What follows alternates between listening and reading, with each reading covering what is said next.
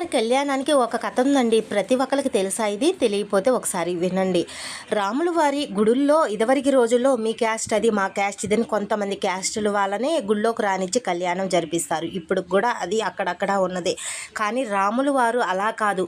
నా కళ్యాణానికి 4 వైపుల నుంచి రావాలి, 4 వైపుల నుంచి ఉంటే నా కళ్యాణం అనేది ప్రతి ఒక్కరు చూడాలని ఆయనకి, అందుకే నిట్ట మధ్యాహ్నం పూట పందిర్లు ఆరబాటాలు అలా ఏమి లేకుండా 4 పక్కల ప్రతి ఒక్కరు నుంచున్న కళ్యాణం కనిపించే విధంగా ఆయనకు కళ్యాణం అయితే జరిగింది. నిట్ట మధ్యాహ్నంటప్పుడు ఆయన కళ్యాణం జరిగింది. ప్రతి ఒక్కళ్ళు 4 వైపుల నుంచున్నా కూడా కళ్యాణాన్ని అయితే అందరూ చూసారనమాట. కళ్యాణానికైతే వెళ్ళాం కానీ మా తిప్పలు మామూలుగా లేవండి. ఒక బస్సు ఆపరు, ఒక ఆటో ఆపరు, ఏది కూడా ఆపరండి. ఎట్టకేలతో ఒక ఆటో అయితే చిక్కేసింది. ఇంకా ఆటోలో ముసుగులు వేసుకొని ఇంకెందుకు ఇదే చందని వచ్చేసాం. బగ్గబగ్గమండి ఎండలు, కూర్చోలేము, నుంచోలేము, అసలు మామూలుగా లేదు. రాముల వారి కళ్యాణం అయితే భలే జరిగిందండి.